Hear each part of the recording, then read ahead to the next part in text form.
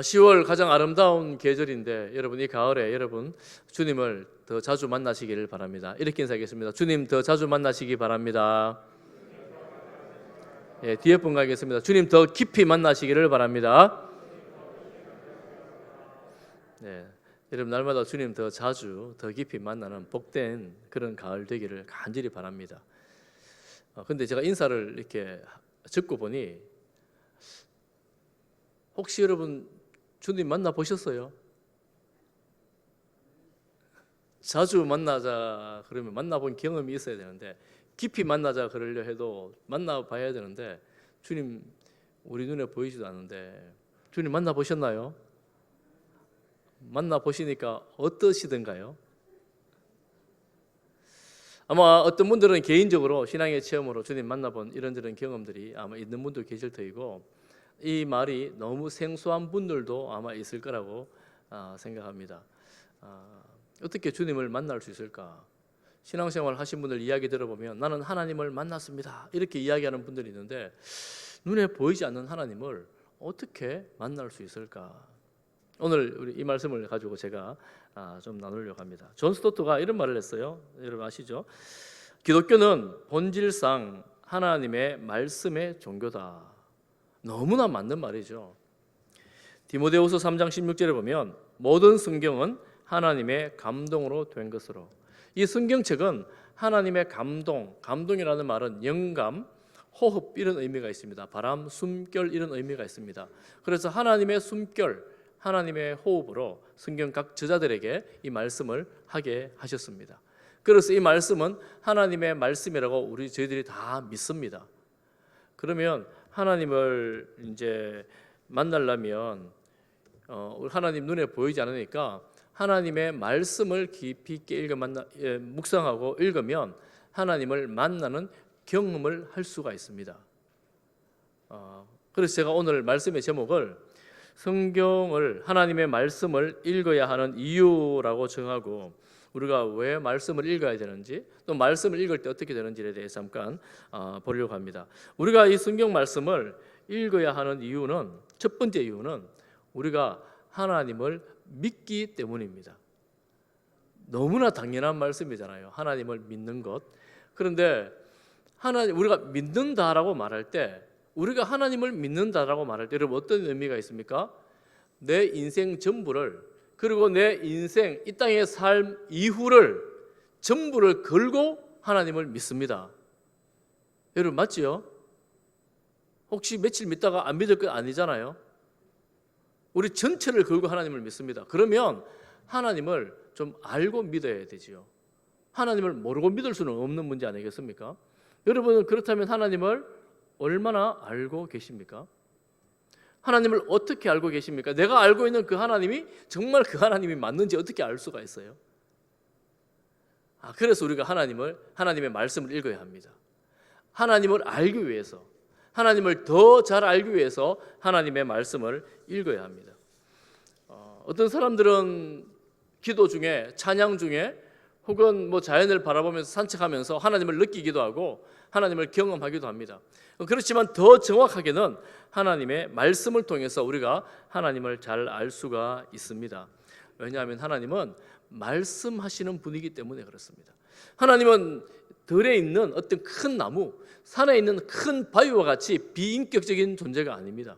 하나님은 오늘도 우리에게 말씀하시는 하나님, 과거부터 지금까지 계속해서 말씀하시는 분이 바로 우리 하나님이십니다.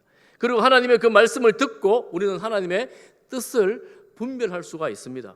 하나님의 말씀이 있기에 내가 지금 하나님 말씀대로 살아가고 있는지 그렇지 않은지도 말씀을 통해서 우리가 분별할 수가 있게 됩니다.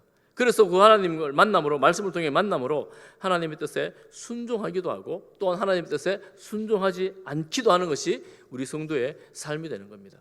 그러면 하나님을 알기 위해서 성경을 읽어야 되는데 사실은 이스라엘 백성들도 하나님을 잘 몰랐어요.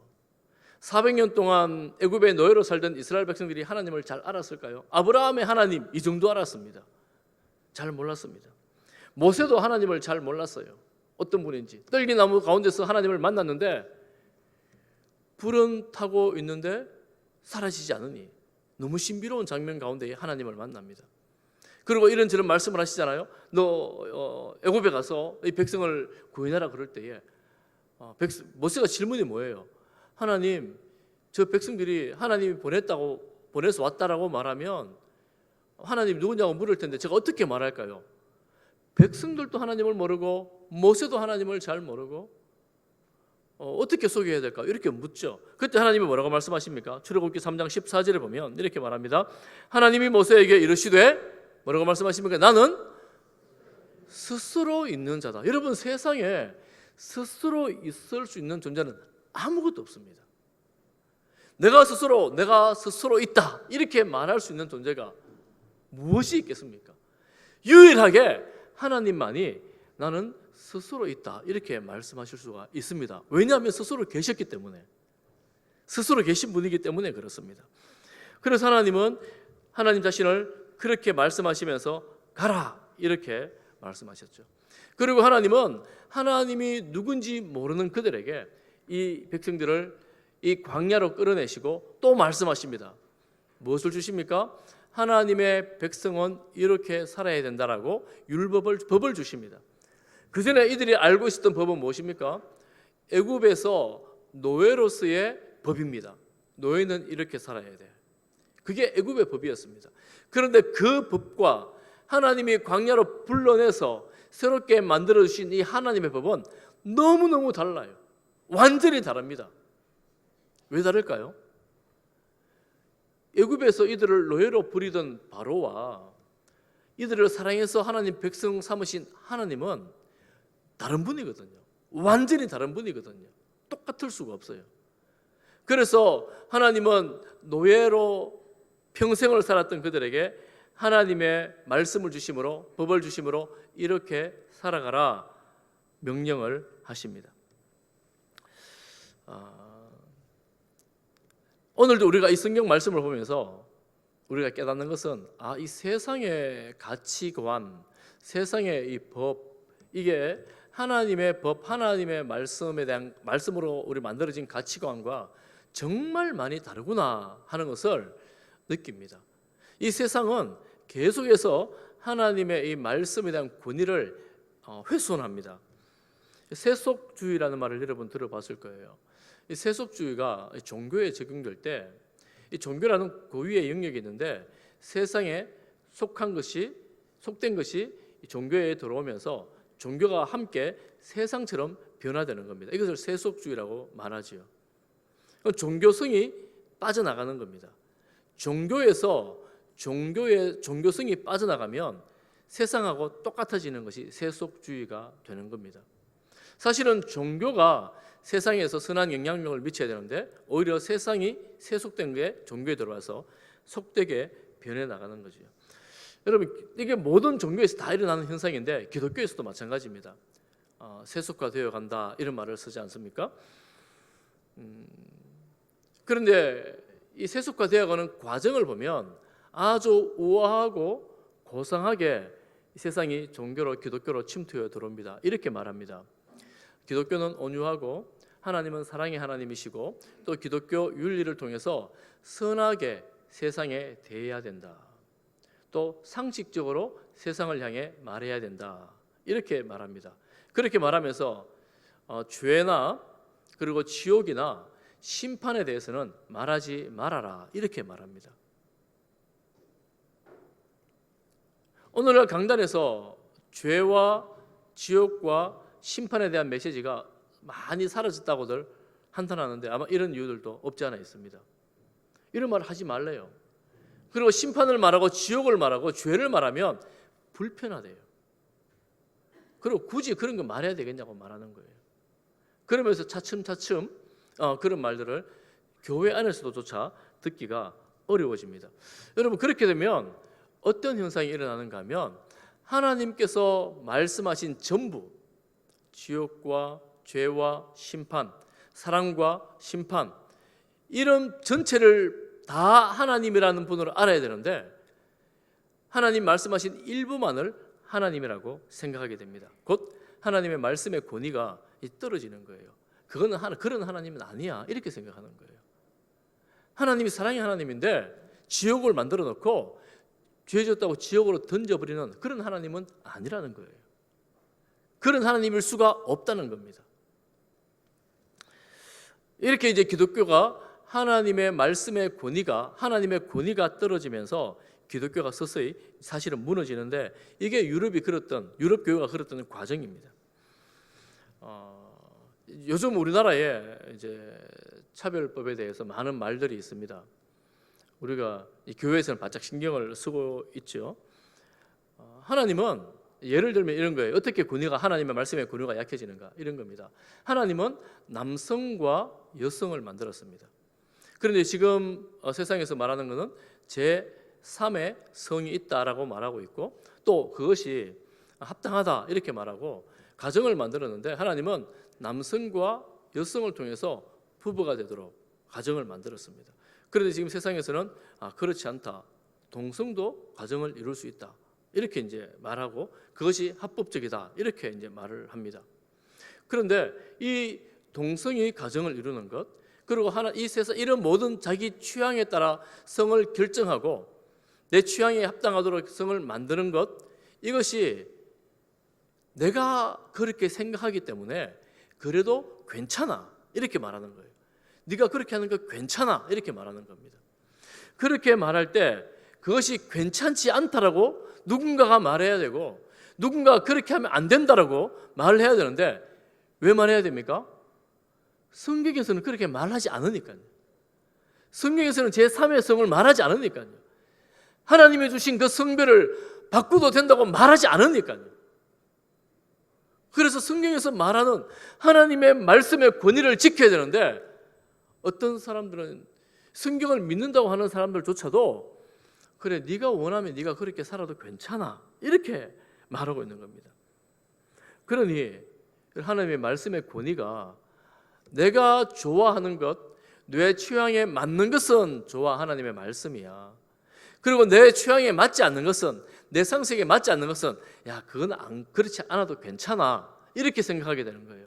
사실은 여러분 제가 성에 대한 예를 들었지만 지금 한국교회 안에 곳곳에서 하나님의 말씀의 권위가 하나님의 말씀의 권위대로 잘 세워지지 않고 있습니다. 내가 순종할 만하면 하나님의 말씀 좋은 말씀 내가 순종하기 거북하면 불편하면 그 정도까지 어떻게 지켜 이렇게 생각하면 스스로를 합리화시켜 나가는 거죠. 이것이 이제 하나님의 말씀에 대한 권위가 서서히 약해지고 있다는 거예요. 그런데 우리는 성도들 어떤 사람들이냐면 하나님의 말씀을 하나님의 말씀이라 믿고 그 권위를 그 권위도로 인정하는 사람들 그대로 순종해야 된다고 믿는 사람들이 저희들입니다. 할렐루야. 여러분 그렇지 않습니까? 우리가 하나님을 믿는다라고 말할 때 내가 취사 선택해서 믿는다면 이단과 무엇이 다르겠습니까? 그래서 우리가 하나님의 말씀으로 믿고 따라가야 합니다. 이런 하나님을 알아야 되기 때문에 우리가 성경을 읽어야 합니다. 성경을 묵상해야 합니다. 계속해서 성경의 기준을 배워가야 합니다. 이게 첫 번째 성경을 읽어야 하는 이유입니다. 두 번째 성경을 읽어야 하는 이유는 이 하나님의 말씀, 이 성경에는 영생의 지혜가 있기 때문에 그렇습니다. 제가 고등학교에 다닐 때 제 친구 중에 제가 기억력이 변찮은데 그 친구가 했던 말이 아직도 기억에 남아 있어요. 교회 가자, 예수님 믿자 이렇게 말했는데 그 친구가 하는 말이 자기가 성경을 읽었대요. 성경을 읽었는데 창세기에 보면 하나님이 말씀하시는데 우리가 우리의 형상을 따라 사람을 만들자 이런 말씀이 있다 이러면서 암송하고 외워왔어요. 그런데 하나님 유일신인데 우리가라고 말하니까 유일신이 아니다라는 겁니다. 그러니까 하나님 안 믿는다 믿을 수 없다 이렇게 말하고 선언하고 돌아서 버렸어요. 제가 그때 더 강조하고 뭔가 토론을 좀 진행했었으면 좋았는데 제가 뭐 그런 말할 여지도 없었고 또 그럴 만한 지식도 없었고 그래서 그렇게 토론이 끝이 났어요. 저게 너무 안타까워서 기억에 너무 생생하게 남아있어요. 성경을 진지하게 읽은 거잖아요. 나름대로 알아보려고 했는 거잖아요. 여러분 우리가 책을 읽을 때 성경책뿐만 아니라 어떤 책을 읽을 때 정말 중요한 건 한 가지가 있습니다. 그것이 뭐냐면 저자의 의도입니다. 저자의 의도. 저자의 의도는 한 단어나 한 문장 가지고 다 파악할 수는 없습니다. 즉 전체를 두루 보면서 문맥을 통해서 이 저자가 이 책에서 무엇을 말하고자 하는지를 이제 보면 책 한 권 잘 만나면 여러분 가치관과 인생을 바꿀 수가 있습니다. 책이 대단한 거예요. 영향력이 있습니다. 그래서 이 저자의 의도를 잘 알고 책을 봐야 되는데 우리는 대부분들은 내 기준과 내 관점으로 취사 선택합니다. 이 저자의 의도를 놓치고 있는 거예요. 그러면 성경의 기록 목적은 무엇인가? 하나님의 영감으로 하나님의 뜻 가운데 지어진 성경의 저작 의도는 무엇인가? 여러분 성경은 과학적인 이야기도 나오고 역사적인 이야기도 나오지만 사람들이 과학이 아니라고 성경이 시편에 지구가 평평하다 그러니까 야 지구는 둥근데 무슨 소리냐 성경 틀렸어. 역사가 가끔 어떤 데는 400년 어떤 데는 430년 이렇게 조금 차이가 나요. 이게 비과학이야 비역사적이야 틀렸어 이렇게 말할 수 없다는 거예요. 왜냐하면 저자가 과학을 말하거나 역사를 말하려고 성경을 기록한 게 아니라는 거예요. 성경을 왜 기록했는가? 여러분 같이 읽어보겠습니다. 요한복음 20장 31절입니다. 시작. 오직 이것을 기록함은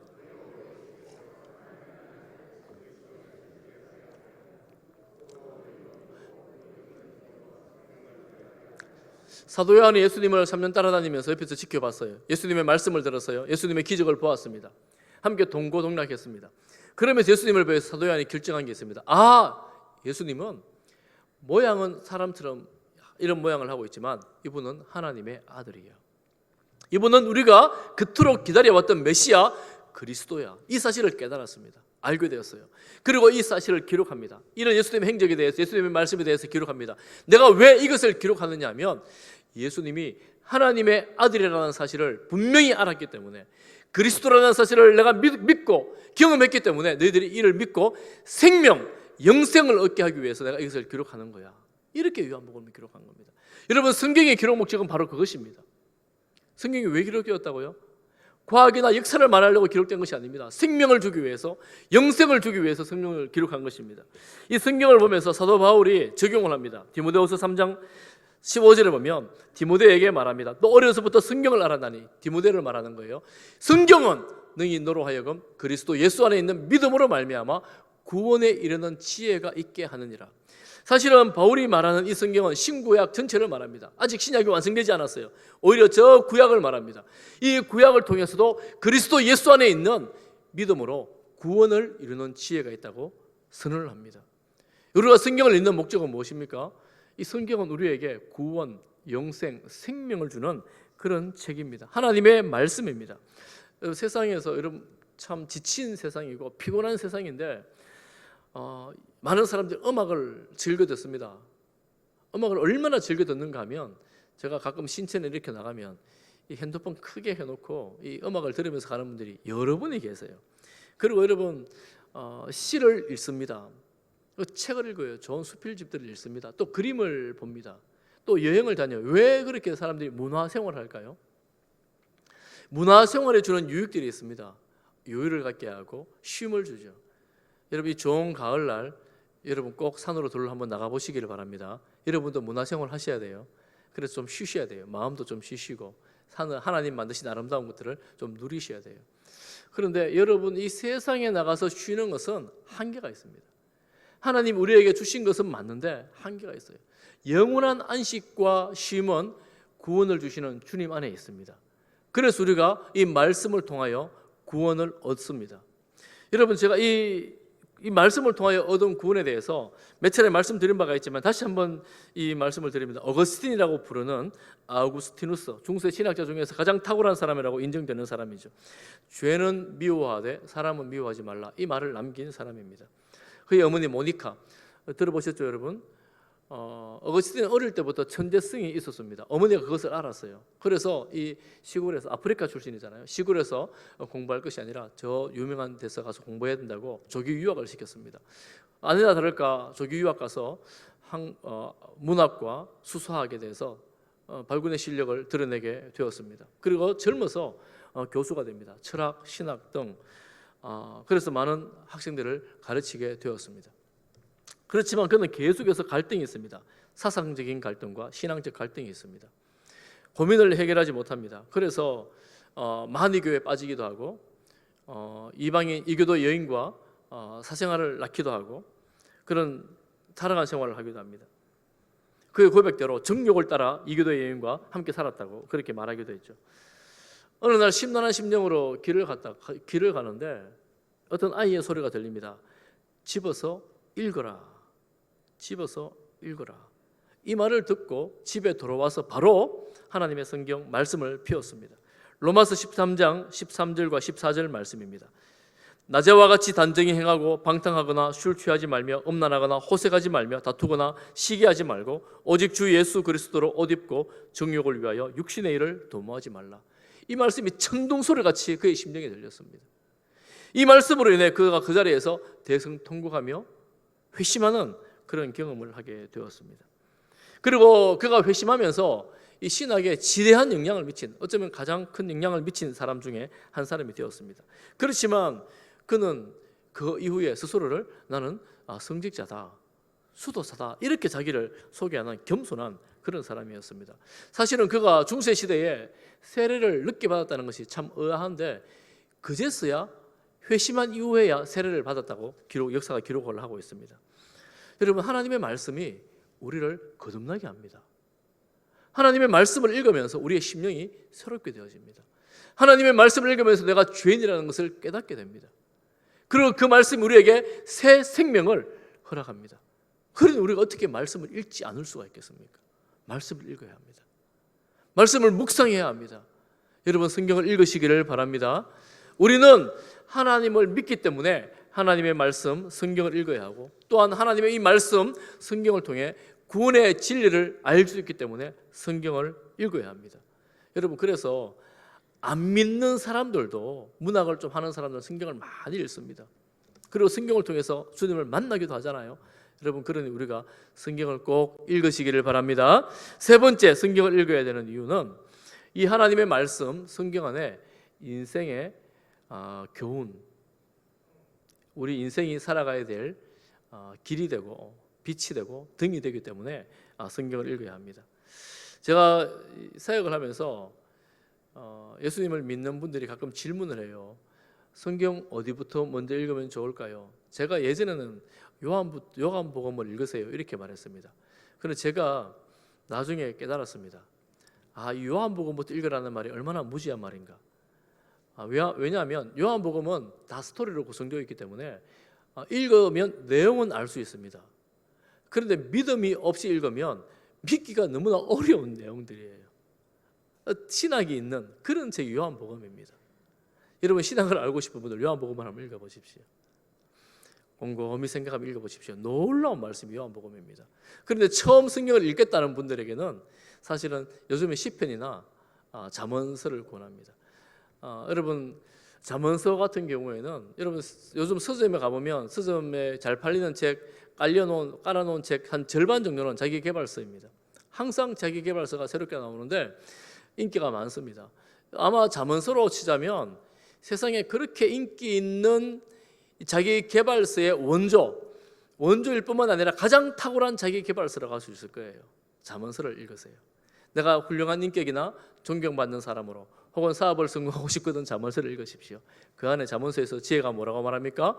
여호와를 경외하는 것이 지혜라고 말합니다. 그 지혜로 살아가는 삶을 이야기합니다.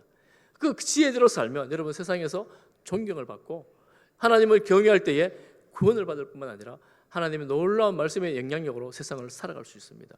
그리고 혹시 인생에 고통이 있거나 아픔이 있거나 슬픔이 있거나 희노애락에서 갈등하는 분이 있다면 시편과 욥기서를 읽으시기를 바랍니다. 하나님께서 우리 인간을 어떻게 다루시는지에 대해서, 우리 인간이 하나님께 어떻게 나가는지에 대해서 이 시편에서 시로 또 수필 같은 짧은 스토리들로 이야기를 하고 있습니다. 여러분, 얼마나 감동이 있고 얼마나 아름다운지 모릅니다. 여러분, 성경을 읽으시기 바랍니다. 그런데 여러분, 이 성경이 그것만이 아니에요. 디모데후서 3장 16절과 17절 말씀을 우리 너무나 잘 아는 말씀인데 암송하시는 분이 많죠. 같이 읽어보겠습니다. 시작. 모든 성경은 하나님의 감동으로 된 것으로 교훈과 책망과 바르게 함과 의로 교육하기에 유익하니 17절 이는 하나님의 사람으로 온전하게 하며 모든 선한 일을 행할 능력을 갖추게 하려 함이라. 아멘. 우리가 신앙생활을 하지만 사실은 내가 어떻게 신앙생활을 해야 될지, 이럴 때 무엇을 해야 될지, 내가 지금 바른 길을 가고 있는지 혼란스러울 때가 너무 많지 않습니까? 여러분 그렇잖아요. 내가 지금 바른 목표지가 바른지. 그런데 하나님의 말씀을 읽어보면 교훈이 있어요. 이렇게 살아라. 내가 하나님 말씀대로 살지 못하면 책망합니다. 그러면 안 된다. 그것뿐만 아니라 우리의 삶과 가치관을 재정립해 줍니다. 그리고 주님을 닮아가도록 의의 길로 끝까지 인도해 주십니다.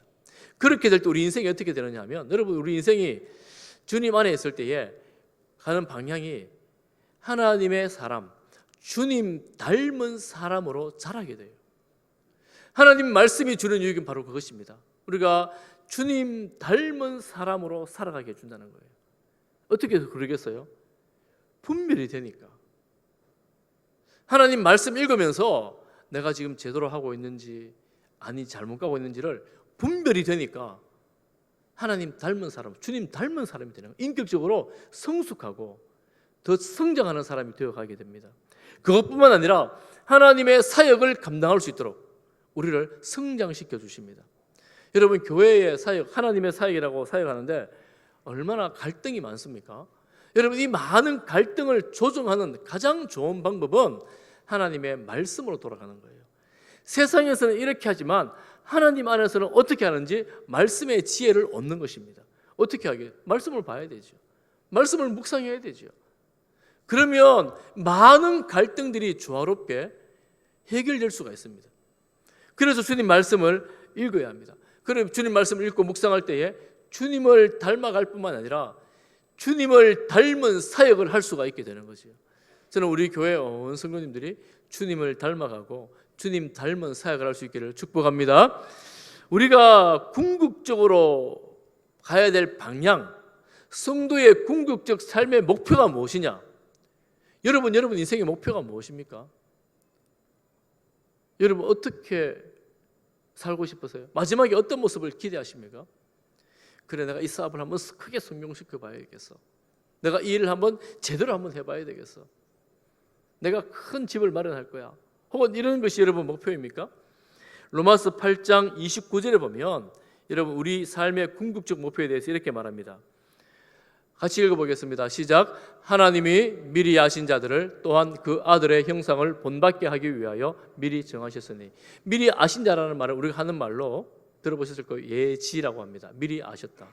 그리고 미리 정하셨다는 말을 우리가 하는 말로 미리 정하심 예정이라고 말합니다. 왜 예정을 하셨는가 하면 하나님의 아들의 형상을 본받게 하기 위하여. 우리가 예수 그리스도를 알고 예수 그리스도 안에서 살아가게 하신 이유는 무엇이냐? 하나님이 태초 전부터 우리를 부르신 이유가 뭐냐면 예수님 본받고 살아라는 겁니다. 하나님께서 우리를 향한 궁극적 목표는 삶은 예수 그리스도를 본받는 것입니다. 예수님께서 십자가 죽으실 때에 우리가 정과 욕심을 함께 십자가 못 받고 부활하실 때에 주님과 함께 살아나 주님과 연합하여 주님과 온전하게 하나 되어가는 삶, 주님 닮은 그 삶, 그 삶으로 살아가는 것이 우리 인생의 궁극적 목표입니다. 그래서 우리는 예수님이 생각하는 대로 생각하고 예수님께서 말하시는 대로 말하고 예수님께서 하신 일을 행하고 예수님 뒤를 졸졸졸 따라가면 되는 겁니다. 그러면 우리의 삶은 성공하는 삶입니다. 이게 성공이에요. 이게 성공입니다. 그럼 예수님 눈에 보이면 얼마나 좋겠어요. 눈에 보이면 예수님 따라가면 되잖아요. 제자들처럼 졸졸졸 따라가면 되잖아요. 근데 예수님 눈에 보이지 않습니다. 예수님은 그러면 어떻게 사셨을까? 예수님은 부활하신 다음에 구약 성경에 대해서 여러분 이렇게 평가를 합니다. 누가복음 24장 44절에 보면 또 이르시되 내가 너희와 함께 있을 때에 너희에게 말한 바 모세의 율법 선지자의 글 시편에 나를 가리켜 기록된 모든 것, 곧 예수님에 대해서 가리켜 기록된 모든 것이 이루어져야 하리라 한 말. 이것이 뭐냐면 지금 24장이니까 십자가 죽으시고 부활했다는 거예요. 이 말이 이것이다. 내가 살아났다는 것이 선지자의 글과 율법과 시편, 구약 성경에 다 말한 것이다. 이제 이루어졌다. 이렇게 말하는 거예요. 그러면 예수님은 이 구약 성경을 하나님의 말씀으로 그대로 다 인정했어요. 정말 안타까운 것이, 제가 서두에 말씀드린 것처럼 요즘 신학자들이 공부를 너무 많이 해서 구약 성경 중에 어떤 거는 하나님의 말씀이고 어떤 건 하나님의 말씀 아니라고 이렇게 말하는, 하나님의 권위를 훼손하는 시대가 되어버렸습니다. 그런데 그렇지 않습니다. 예수님도 인정했는데 우리가 어떻게 그 권위를 훼손할 수 있겠습니까? 예수님께서 인정하신 그 글, 그 말씀, 예수님은 구약 성경을 너무나 잘 알았고 구약 성경을 암송했고 구약 성경에 대해서 자기 삶에 그대로 적용하셨습니다. 그러니 우리도 주님처럼 그렇게 살아야 되겠다. 예수님 닮아가야 되니까요. 요한복음 8장 38절에 보면 나는 내 아버지에게서 본 것을 말한다 그래요. 예수님은 하나님과 함께 살았으니 하나님의 뜻을 완벽하게 알았고 하나님을 너무나 잘 알았고 그리고 그 뜻을 말하고 그 뜻을 실천했습니다. 그 요한복음 4장 34절에 보면, 여러분 또 너무나 유명한 말씀이죠. 같이 한번 읽어보겠습니다. 시작. 예수께서 이르시되 나의 양식은 나를 보내신 이의 뜻을 행하며 그의 일을 온전히 이루는 이것이니라. 예수님의 양식, 밥입니다. 예수님의 밥을 먹어야 힘이 나잖아요. 예수님이 힘이 나는 원천은 무엇이냐? 나를 보내시니 하나님의 뜻을 알고 행하는 것입니다. 여러분 지치고 힘들잖아요. 일하다 보면 힘 빠지잖아요. 어디에서 힘을 얻습니까? 밥을 먹어야죠. 그리고 건강한 음식을 먹어야지 제대로 힘이 나잖아요. 나쁜 음식 먹으면 오히려 힘 빼잖아요. 예수님의 가장 건강한 음식, 가장 힘이 나는 힘의 원천은 뭐냐면 하나님의 말씀을 행하는 것입니다. 그래서 예수님은 그 피곤하고 지치는 사역 가운데서도 새벽에 일어나 하나님을 만났고 저녁에까지 하나님 앞에 교제했고 또 밤새 때때로는 밤새 하나님을 만나 아버지의 뜻을 묻고 아버지와 함께 교제했습니다. 그렇게 아버지의 뜻 가운데 순종했습니다. 그러면 힘이 나서 또 아버지의 뜻을 행하는 거예요. 그러니까 예수님의 삶은 나의 뜻을 이루는 게 아니고 온전히 아버지의 뜻만 알고 추구하고 이루는 그런 삶을 사셨습니다. 어떤 분이 제가 간증을 듣는데 이런 말을 하는 것을 들어서 여러분 이 말을 한번 들어보십시오. 말씀에 순종하는 불편한 삶이 자유를 준다라는 말입니다. 제가 다시 한번 말씀을 드리겠습니다. 말씀에 순종하는 불편한 삶이 자유를 준다. 이 말이 안 되는 거예요. 불편한데 어떻게 자유를 줍니까? 말씀에 순종하면 불편해요. 그런데 그게 자유래요. 여러분 혹시 이해가 되십니까?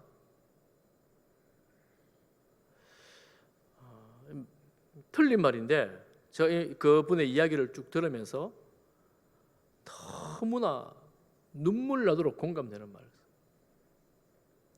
말씀에 순종하면 내 생각을 자제해야 합니다. 내 욕망을 절제해야 합니다. 말씀에 순종할 때 때때로는 내 계획을 포기해야 합니다. 불편할 뿐만 아니라 말씀에 순종할 때 기분 나빠요. 내가 그렇게까지 해야 되냐는 생각이 들어요. 그런데 때로는 기분 나쁘고 때로는 그 불편한 그 길을 순종하며 절제하며 걸어갈 때 그 자리에 자유가 있더라는 거예요. 자유가 있더라는 겁니다. 사람들은 제가 극단적인 예를 들면 요즘 여러분 마약 때문에 세상이 난리가 났어요. 마약은 내가 스스로 나의 쾌락을 위해서 먹습니다. 내가 처음에 스스로 내가 결정했어요. 그러면 어떤 기사를 보니까 여러분 이 마약을 하면 어떤 마약은 이 몸에서 이상한 호르몬이 나와서 이 쾌락이 뭐 세상에서는 없는 그런 쾌락이 이 뇌에서 물질이 나온답니다. 그래서 이 뇌를 망가뜨린대요. 그런데 그 쾌락이 너무 커서 또 손댄다는 거예요. 그래서 순식간에 중독이 된다는 겁니다.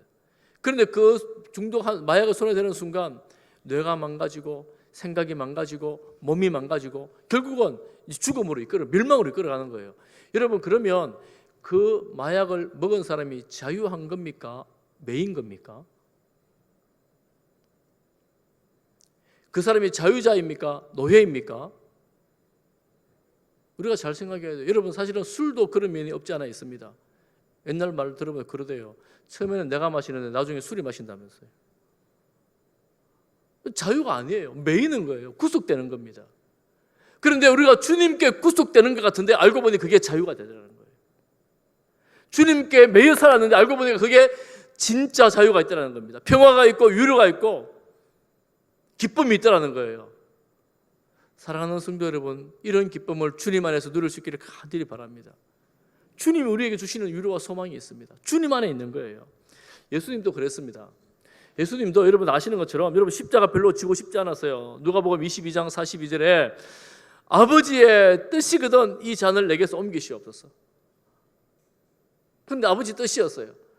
예수님은 밤낮으로 하나님 만나서 하나님과 교통하신 분입니다. 아버지의 뜻인 거 알았어요. 그렇지, 예수님 싫었어요. 그 고통을 가지고 지고 싶지 않았습니다. 그런데 예수님은 너무나 잘 알았기에, 아버지 뜻을 알았기에 아버지의 원대로 순종을 합니다. 순종을 하고 나고 맨 나중에 십자가에서 마지막에 하신 말씀이 무엇입니까?